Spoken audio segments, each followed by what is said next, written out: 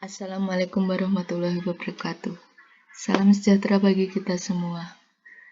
Perkenalkan, nama saya Diah Damayanti dari Fakultas Teknik Informatika Universitas Pembangunan Nasional.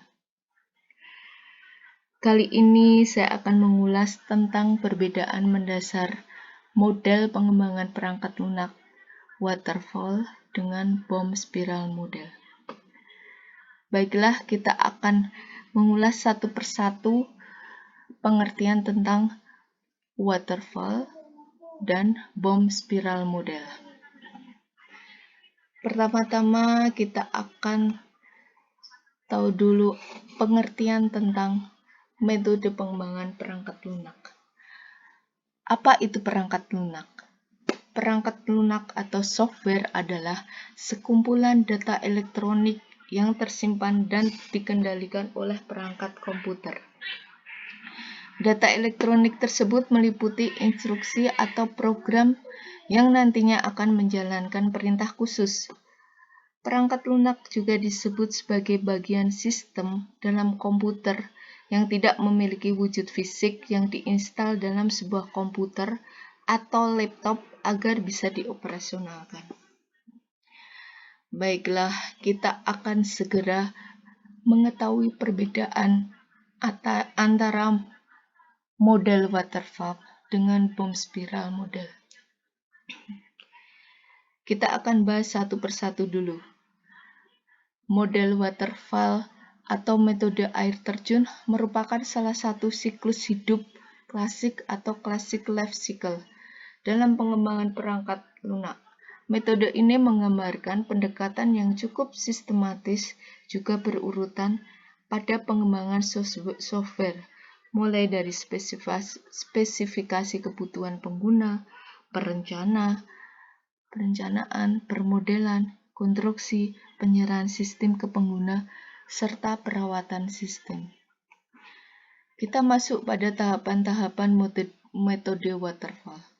Ada beberapa tahapan dalam metode waterfall, di antaranya yaitu requirement analysis, design, development, testing, dan maintenance.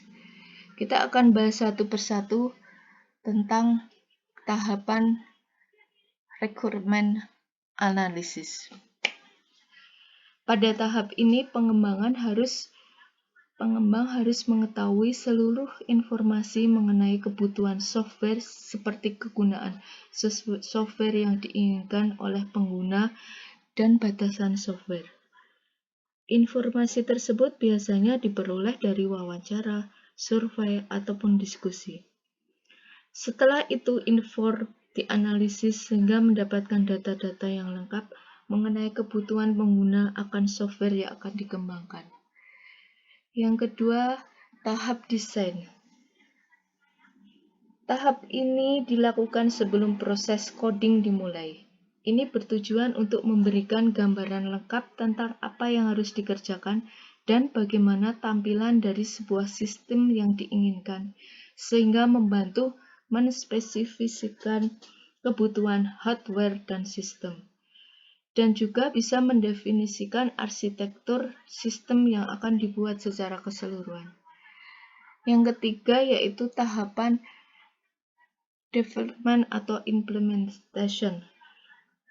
Proses penulisan di mana pada tahap ini ada penulisan kode pembuatan software yang akan dipecah menjadi modul-modul kecil yang nanti akan digabungkan dalam tahap selanjutnya.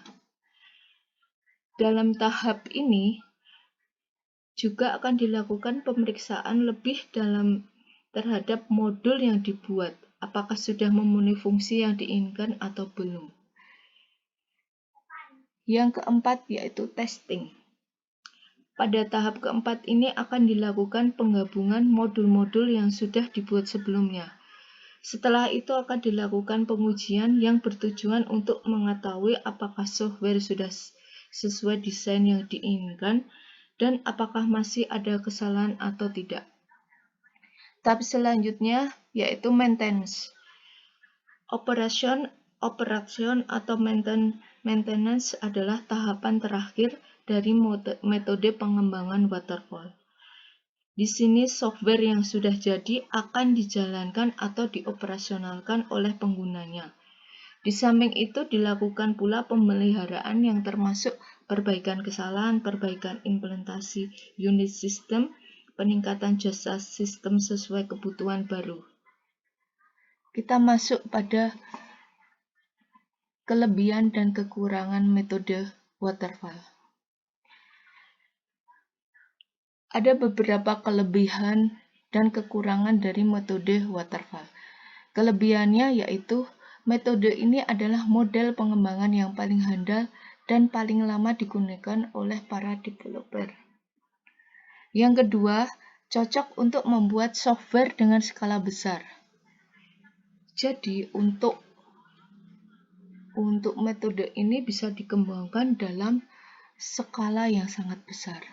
Yang ketiga yaitu cocok untuk mengembangkan sistem yang bersifat generik. Yang keempat yaitu pengerjaan proyek sistem akan mudah dikontrol dan terjadwal dengan baik. Selain ada kelebihannya, tentu setiap metode pengembangan software memiliki kekurangan. Adapun kekurangan dari waterfall yaitu 1. Persyaratan sistem harus digambarkan dengan jelas. 2. Rincian proses harus benar-benar jelas dan tidak boleh berubah. 3. Sulit untuk beradaptasi jika ada perubahan spesifikasi pada suatu tahapan pengembangan. Sebagai contoh kasus dalam metode waterfall dalam sistem informatika.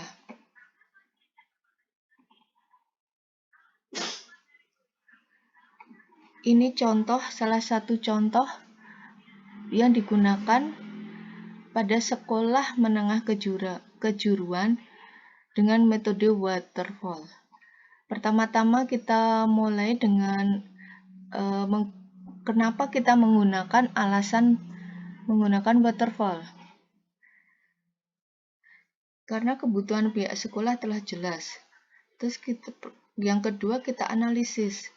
Analisis kebutuhan dilakukan dengan cara mewawancara koordinator BK-SMK A misalnya. Dari wawancara tersebut didapatkan data-data seputar alumni seperti berapa jumlah total alumni yang lulus, berapa jumlah alumni yang bekerja, dan alumni yang melanjutkan studi. Tahap berikutnya yaitu tahap desain. Tahap ini kita mengetahui perancangan sistem menggunakan IRD seperti use case and sequence. Yang keempat, kita masuk pada tahap implementasi. Tahap ini dilakukan dengan menggunakan bahasa pemrograman PHP dengan framework Golden Nether. Tahap selanjutnya itu pengujian sistem. Pengujian dilakukan pada aspek fungsionalitas kepada ahli sistem informasi, petugas, administrator, dan alumni langsung. Tahap keenam yaitu maintenance. Tahap ini yaitu pemeliharaan dilakukan apabila ada update fitur atau memperbaiki kesalahan yang ditemukan pada saat sistem digunakan langsung oleh user.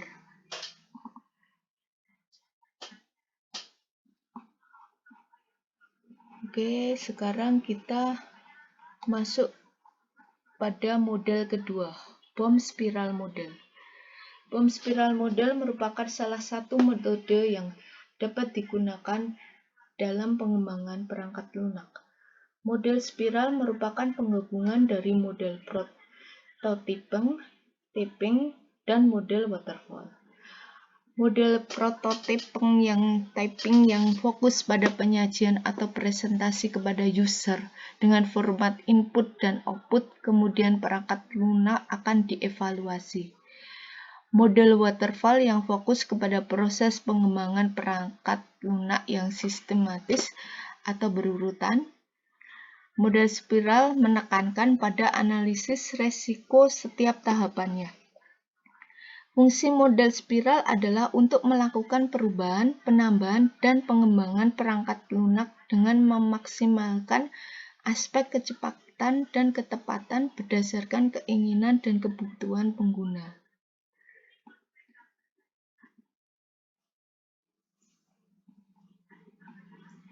Kemudian kita akan masuk pada fase spiral model.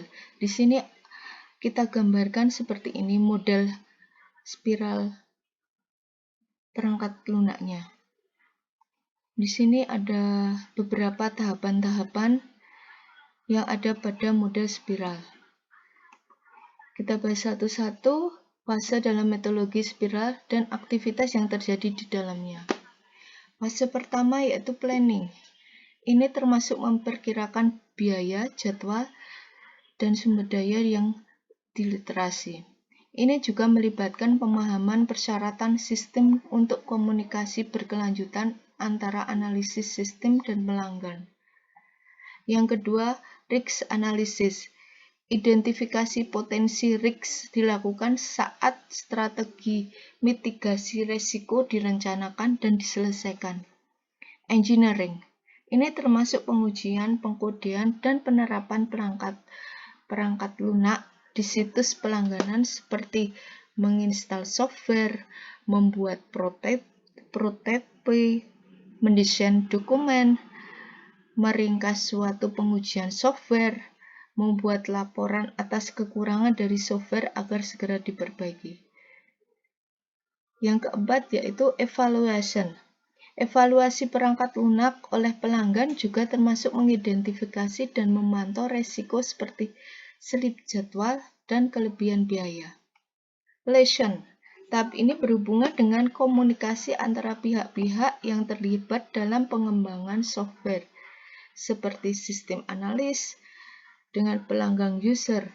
Tujuannya adalah memperbaiki dan mengembangkan software sesuai kebutuhan dan keinginan. Oke, kita memasuki kelebihan dan kekurangan metode spiral. Di sini ada beberapa kelebihan dan kekurangan dari metode spiral. Kelebihannya yaitu 1. Perubahan tambahan atau fungsi-fungsi batu dapat dilakukan di tahap selanjutnya jika ada perubahan secara tiba-tiba. Yang kedua, perkiraan biaya menjadi mudah karena pembuatan prototipe dilakukan dengan fragmen-fragmen kecil. Yang ketiga, pengembangan berkelanjutan atau berulang membantu dalam manajemen risiko. Yang keempat, pengembangan cepat dan fitur ditambahkan secara sistematis dalam pengembangan spiral. Dan yang terakhir, selalu ada ruang untuk umpan balik pelanggan. Adapun kekurangan dari metode spiral yaitu 1. Risiko tidak memenuhi jadwal atau anggaran. 2. Pengembangan spiral bekerja paling baik untuk proyek besar, hanya juga menuntut keahlian penilaian risiko. Yang ketiga, untuk kelancaran protokol model spiral perlu diikuti dengan ketat. Yang keempat, dokumentasi lebih karena memiliki fase menengah. Yang terakhir, pengembangan perangkat lunak spiral tidak disarankan untuk proyek yang lebih kecil karena mungkin menghabiskan banyak biaya. Selanjutnya, perbedaan mendasar antara model spiral dengan model waterfall. Model spiral dengan eksplisit menyadari resiko-resiko yang ada. Resiko adalah konsep yang sulit didefinisikan secara tepat. Secara informal, resikonya adalah sesuatu yang sederhana yang dapat menyebabkan kesalahan. Contohnya, jika bertujuan menggunakan pemrograman bahasa baru, resiko yang mungkin adalah alat pengumpulan yang digunakan tidak reliable dan tidak menghasilkan kode objek yang efisien. Resiko adalah sebagai ketidakcukupan informasi. Resiko tersebut dapat dipecahkan dengan pengenalan beberapa kegiatan yang dapat menutupi informasi yang kurang meyakinkan. Dalam contoh Di atas, resiko mungkin dapat diatasi dengan survei pasar untuk menemukan alat pengumpulan mana yang dapat digunakan dan bagaimana kebaikan alat tersebut. Jika sistem tersebut tidak sesuai, maka keputusan untuk penggunaan bahasa harus diubah. Siklus spiral dimulai dengan penggunaan tujuan-tujuan seperti kinerja, kegunaan, dan seterusnya. Cara alternatif dalam pencapaian tujuan dan hambatan dipergunakan dengan sebaik-baiknya, kemudian diperhitungkan. Setiap alternatif diperhitungkan bertentangan dengan tujuan. Ini biasanya menghasilkan identifikasi sumber resiko proyek. Langkah selanjutnya adalah mengevaluasi resiko-resiko ini dengan aktivitas seperti analisis yang lebih detail, pembuatan model atau contoh, simulasi, dan seterusnya. Untuk menggunakan model spiral, Bohm menyarankan sebuah bentuk umum yang dipenuhi dengan setiap daerah aspiral. Bentuk ini mungkin dilengkapi pada sebuah level abstrak atau perkiraan yang imbang dari pengembangan produk. Nah, itu perbedaan mendasar model pengembangan perangkat lunak waterfall dengan Bohm spiral model. Saya akhiri paparan hari ini. Semoga teman-teman bisa mengetahui perbedaan mendasar antara model waterfall dengan Bohm spiral model. Terima kasih sebelumnya, dan mohon maaf bila ada kata-kata yang kurang berkenan di hati teman-teman. Saya secara pribadi meminta maaf yang sebesar-besarnya. Terima kasih. Assalamualaikum warahmatullahi wabarakatuh. Salam sejahtera bagi kita semua. Sehat selalu. Amin.